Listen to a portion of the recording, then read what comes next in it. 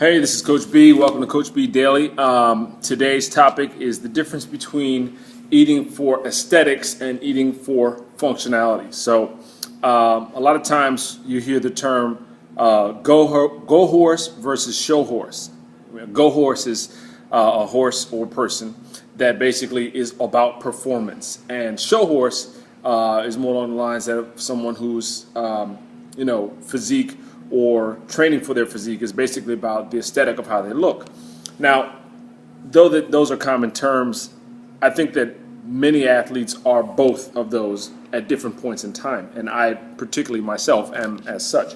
So we talked earlier about goal setting and short-term goals, and I told you that I had a short-term goal a couple months ago, or about a month and a half ago, when I was traveling overseas to participate in a carnival celebration, that I knew I was going to be, relatively clothed-less, for a significant period of time. So I wanted to look the best I could. And that meant my training and my diet were geared towards me looking my best. And I have a new goal, which is really all about performance. It has nothing to do with how I'm going to look. And so my training and diet changed to accommodate that. So the previous goal, the aesthetic goal, was about going to Barbados and looking fantastic. And the way I prepared for that, I came in, I stay in the gym pretty regularly, 4 days a week, plus just outside activities. And I eat, not perfect, but relatively good for the goal I want. And I typically like to say, and I didn't make up this phrase, but I like to say I'm about 4 to 6 weeks out at all times from peak shape, aesthetic-wise, which means that, I hover at really good, like an 80% compliance with the rules that we've outlined in Eating for Abs, the nutrition course. And then when I know I'm going to have an event where it's going to require me to kind of show it off, then I will tighten that from 80% to 98%. And I can do that for a short burst of time without losing my sanity, and I can look incredible. So the changes that I'll make there are basically just making sure I'm getting enough sleep, I'm getting enough water, and I'm tracking all these things. I'm eating the right foods in the right proportions, in the right time, and I'm not cheating. I don't, in those times I don't do what people call cheat meals and stuff. I'm really, really focused on what the end result is. And also, I increase the volume of work that I intend that I need to do during that time in order to really just maximize the aesthetic of my body. Well, my upcoming goal is totally different.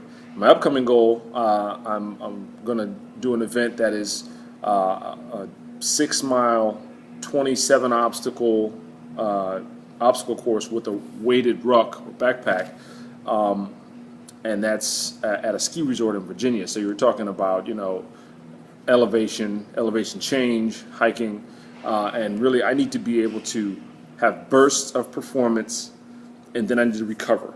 Bursts of performance and recover. So that's how I'm training.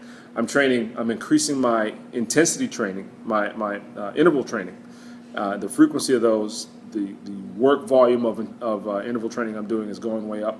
But you'd also be surprised to know that I'm still doing some amount of weights, but just maintenance stuff.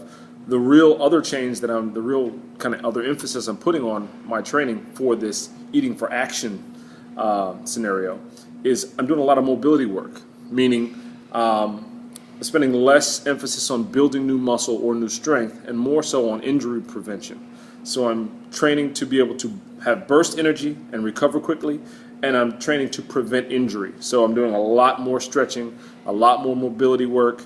My exercise, my workouts are a lot less in the weight room and more so in kind of the ante-area here where, I've got foam rollers and lacrosse balls and floor mats to allow me to really start to open my joints up, close them back, and work on that mobility and opening up, my ability to take a hit without necessarily getting injured and to stay flexible and supple.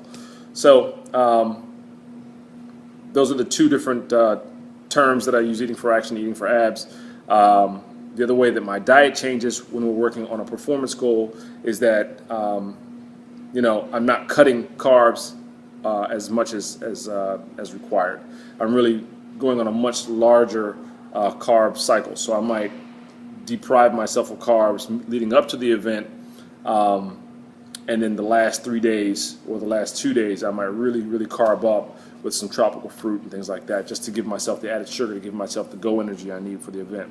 That doesn't give me the best looking physique. I'll probably pick up a little softness, but I can correct that after the event. So just understand that if you're a performance athlete and performance is the number one thing important to you, you can still look great, but you're going to be operating and training and eating on a different set of criteria than you are if your number one priority is to look fantastic. And you don't have to marry yourself to one or the other of those all the time. You can vacillate between the two, but just be clear that they're not the same thing. Okay, this is Coach B. Join us for Eating for Abs, the Ultimate Nutrition Course at www.eatingforabs.com. And join this conversation at facebook.com/eatingforabs. I'll talk to you tomorrow. Take care.